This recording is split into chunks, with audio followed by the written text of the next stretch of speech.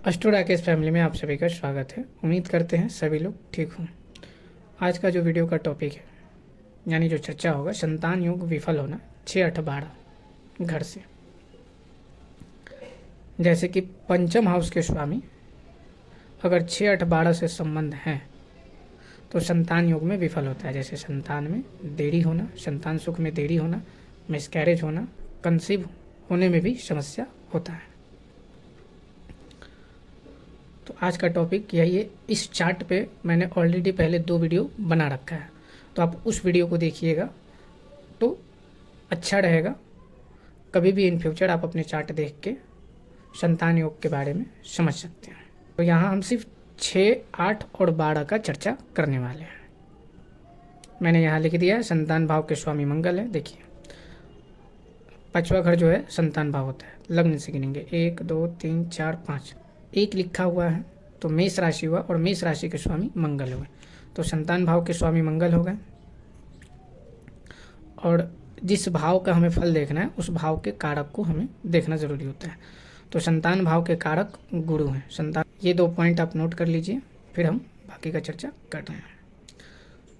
ये जो अंक लिखा है ये राशि होते हैं, तो पहला घर यही होता है। इसमें जो भी अंक लिखा रहता है वो लग्न होता है। 9 लिखा है तो धनु लग्न हो गया, 2 लिखा होगा तो वृषभ लग्न हो जाएगा। चार्ट कभी भी काउंट करना आता है 1, 2, 3, 4, 5, 6, 7, 8, 9, 10, 11 और 12, इस तरीके से चार्ट को काउंट किया जाता है। ये जो अंक लिखा रहता है ये राशि होता है। यहाँ 8 लिखा है, इसका मतलब ये नहीं कि ये 8वां घर हुआ, ये 12वां घर है, 8वीं राशि है जो कि वृश्चिक राशि बन रहा है। वृश्चिक राशि के स्वामी मंगल है। तो कभी भी आप चार्ट देखने के समय ये ध्यान में रखें और जैसे मैंने बताया वैसे ही काउंट कर लीजिएगा। 7वां घर ये हुआ, 3 लिखा है, ठीक है, लेकिन 7वां घर इसे बोला जाता है। 3 ये राशि हो गया, तो मिथुन राशि है और मिथुन राशि के स्वामी बुध हुए। तो हम अपने टॉपिक पे आते हैं कि 6, 8, 12 का चर्चा करने वाले हैं संतान भाव से। 6ठे भाव के स्वामी कौन है? 6ठे भाव के स्वामी शुक्र हैं।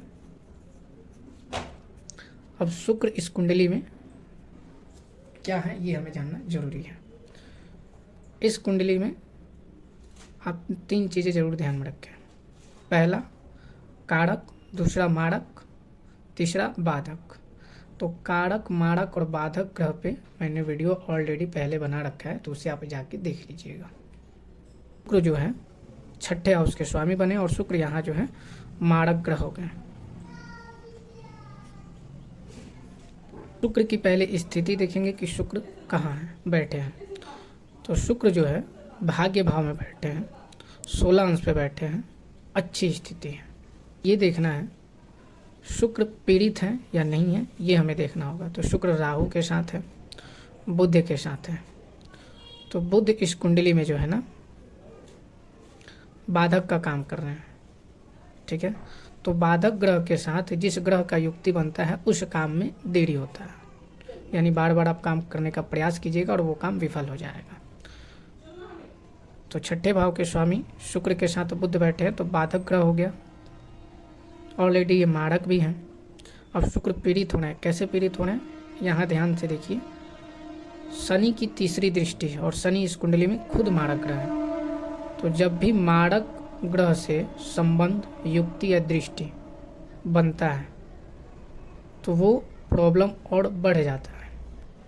तो शनि की तीसरी दृष्टि है तो शुक्र यहाँ पीड़ित हो रहे हैं, क्योंकि शुक्र इस कुंडली में ऑलरेडी मारक ग्रह है, ठीक है। अब यहाँ हम देखेंगे कि शुक्र जिस घर में बैठे उस घर के स्वामी की स्थिति क्या है। तो 5 अंक लिखा है, सिंह राशि हुआ, सिंह राशि के स्वामी सूर्य हुए। तो सूर्यदेव अष्टम में आके बैठ गए हैं, तो ऐसे ही ये एक पीड़ित स्थिति बनेगा। तो शुक्र का बल जो है यहाँ पे हम माइनस रखेंगे। इसका कारण शनि पाप ग्रह है, शुभ ग्रह पे दृष्टि है, इसकी वजह से शुक्र पीड़ित होंगे। और बाधक ग्रह के साथ बैठे हैं, ये दूसरा कारण है पीड़ित होने का। साथ में राहु बैठे हैं, ये तीसरा कारण है पीड़ित होने का, क्योंकि राहु जिस घर में बैठते हैं उस हाउस के स्वामी राहु के साथ बैठे या उच्च स्थिति में बैठे, केंद्र में बैठे, त्रिकोण में बैठे तो जाके अच्छा रिजल्ट साबित होता है। लेकिन राहु सिंह राशि में बैठे हैं और सिंह राशि के स्वामी खुद जाके अष्टम में बैठे, इसलिए राहु यहाँ पे जो है शुक्र को और बुध को पीड़ित भी करेगा। यहाँ अंश कम है लेकिन इसका बलाबल मिलता है, यानी उसका पावर क्षमता जो है पीड़ित करेगा धीरे धीरे। शनि से पीड़ित हो रहे हैं, दूसरा बाधक ग्रह के साथ संबंध है, ठीक है जी। तो यहाँ 2 कारण हो गया शुक्र को पीड़ित होने में, यानी विफल का चांसेस। तो छठा हाउस जो है वीक हो रहा है। अब शुक्र का हम नक्षत्र देखेंगे, शुक्र किस नक्षत्र में बैठे हैं। शुक्र जो है पूर्व फांगुली नक्षत्र में बैठे हैं, स्वयं के नक्षत्र में बैठे हैं, ठीक है। नक्षत्र देवता शुक्र ही होते हैं। तो यहाँ कंडीशन हो गया कि छठा हाउस जो है कमजोर है, वीक है 2 पॉइंट से। उग्र नक्षत्र होता है तो उग्र नक्षत्र में प्रॉब्लम होता है, किसी भी फल का अगर देख रहे हैं उसमें उग्र, तीक्ष्ण या अंध और सुलोचन नक्षत्र बनता है तो ये नक्षत्र जो होते हैं उस भाव में देरी करा देते हैं, उस फल से, यानी उस भाव से जो हमें फल चाहिए उसमें देरी होता है, विफलता ज़्यादा दिखने लगता है। इसलिए इनके संतान भाव में ये समस्या बनेगा, क्योंकि शुक्र जो है उग्र नक्षत्र में बैठे हैं, स्वयं के नक्षत्र में बैठे हैं, तो रिजल्ट देंगे 2 माइनस पॉइंट है, इसलिए मैंने लिख दिया है कि ये वीक है। तो छठा हाउस ऑलरेडी वीक है। अब शुक्र पे और भी ग्रहों का दृष्टि है, तो हम ये देख लें, यहाँ पे शुक्र का गुरु की दृष्टि है, ठीक है। तो लग्न का स्वामी गुरु जो है नीच में है और गुरु की 5वीं दृष्टि है, देखिए 1 2 3 4 5। तो यहाँ गुरु की दृष्टि बन जा रहा है, तो थोड़ा सा और बल शुक्र को मिल गया, नीच में है लेकिन फिर भी बल मिल जाएगा। लेकिन मारक ग्रह है तो ये गुरु अपने माध्यम से संतान का योग दिला रहे हैं, लेकिन विफल होने का कारण पहले वीडियो में बताया हूँ, इस वीडियो में भी बता रहा हूँ कि शनि की भी दृष्टि है। शुक्र जहाँ बैठे हैं बाधक ग्रह के साथ बैठे हैं, जिस हाउस में बैठे उस हाउस के स्वामी खुद अष्टम में बैठे हैं, इसलिए देरी हो रहा है। तो छठा भाव वीक हो गया। अब हम देखेंगे अष्टम। तो अष्टम यानी 8वें घर का स्वामी जो है चंद्रमा। चंद्रमा कहाँ जाके बैठे हैं, चंद्रमा जो है बुध के घर में जाके बैठे हुए हैं। पहले ही ऑलरेडी मैंने बताया कि ये घर बाधक है, तो बुध जहाँ भी बैठेंगे उस घर में बाधक का दोष बनाएंगे, या बाधक घर में जो ग्रह जाके बैठता है उसमें दोष उपस्थित हो जाता है। तो शुक्र पे बाधक ग्रह का अप्लाई हो गया और चंद्रमा पे भी होगा। अब चंद्रमा की स्थिति हमें ये देखना है कि चंद्रमा पीड़ित है या नहीं है। तो चंद्रमा यहाँ पीड़ित है, अष्टम के स्वामियों के सप्तम में बैठ गए हैं, केतु की 5वीं दृष्टि है, तो यहाँ दोष उपस्थित हो गया, जिसके कारण से चंद्रमा पीड़ित हुए हैं। अब चंद्रमा का नक्षत्र अच्छा है, ये देखिए चंद्रमा जो है पूर्णवसु नक्षत्र में है, लेकिन नक्षत्र देवता जो है गुरु। अब इनके नक्षत्र देवता स्ट्रांग होते हैं तो अच्छा रिजल्ट मिलता है, लेकिन यहाँ रिजल्ट मिल रहा है कैसे, क्योंकि गुरु की उच्च दृष्टि है चंद्रमा पे, इस वजह से यहाँ संतान योग का लाभ मिल रहा है, लेकिन विफलता बन रहा है। कारण है कि बाधक ग्रह में बैठे हुए हैं, इस वजह से। और केतु की दृष्टि है और सूर्य भाग्य भाव के स्वामी के अष्टम में बैठ गए हैं। सूर्य का अगर नक्षत्र देखा जाए और डिप्ली में, तो सूर्य जो है पुष्य नक्षत्र के और नक्षत्र देवता के स्वामी शनि है। तो शनि इस कुंडली में क्या है, पहले ही मैंने बताया मारक है। इस वजह से अष्टम हाउस भी यानी 8वां घर भी पीड़ित है, ठीक है। अष्टम हाउस पीड़ित होने का 3 कारण, पहला अंश बल जो है वृद्धावस्था में है, ठीक है। दूसरा बाधक गण में जाके बैठे हैं, तीसरा इनके नक्षत्र देवता जो है नीच में है। तो 3 कारण जो है चंद्रमा पीड़ित है। अब हम ये देखेंगे 12वें घर। 12वें घर में लिखा हुआ 8 और 8 यानी वृश्चिक राशि होगा। वृश्चिक राशि के स्वामी क्या हुए, मंगल हुए। अब मंगल किस नक्षत्र में बैठे हैं, मंगल चित्रा नक्षत्र में बैठे हैं, स्वयं के नक्षत्र में बैठे हैं। लेकिन मंगल जहाँ बैठे हैं उनके स्वामी किस स्थिति में है ये देखना ज़रूरी होता है। तो मंगल कन्या राशि में बैठे हैं और यहाँ बुध जो है कन्या राशि के स्वामी बुध बनेंगे। तो बुध जो है दशम के और सप्तम के स्वामी हैं। तो बुध की स्थिति देखा जाए तो 2 तरीके से वर्क करेंगे, सकारात्मक और नकारात्मक। अब यहाँ बुध अगर अच्छे नक्षत्र में हो तो दोनों ही घर का रिजल्ट और बेहतर हो जाएगा। लेकिन बुध यहाँ जो है उग्र नक्षत्र में है, माघा नक्षत्र में है और माघा नक्षत्र के स्वामी केतु हैं, यानी माघा नक्षत्र के जो देवता हुए वो केतु हैं। और केतु खुद उग्र नक्षत्र में बैठे हैं।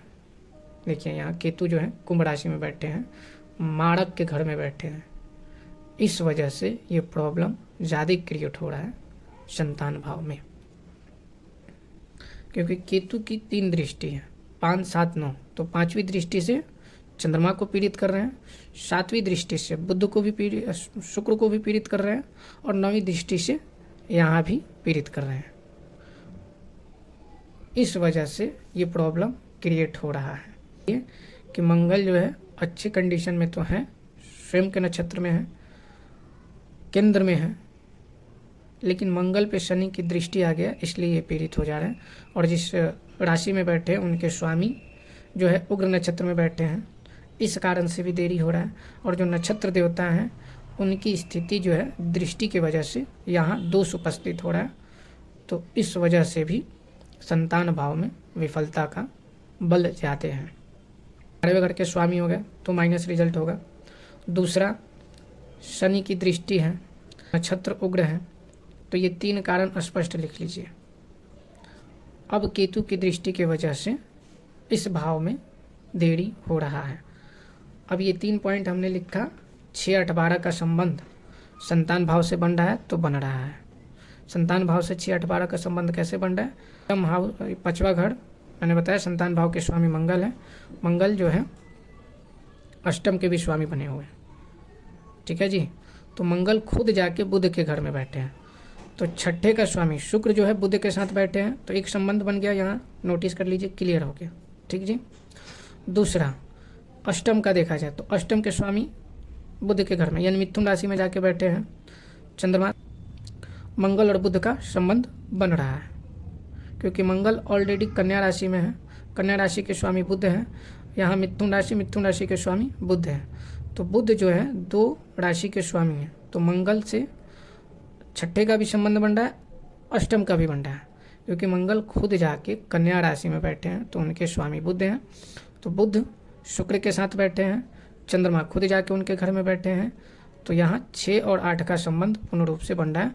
और 12वें का संबंध देखा जाए तो उनके स्वामी खुद जाके बुध के घर में कन्या राशि में बैठे हैं। तो इस तरीके से आप हमेशा देखिएगा कि अगर आपके कुंडली में लड़का हो या लड़की संतान भाव के स्वामी के साथ 6, 8, 12 का संबंध हो, या दोनों मारक ग्रह से संबंध हो या बाधक ग्रह से संबंध हो, तो संतान योग में विफल होने का संभावना अधिक हो जाता है।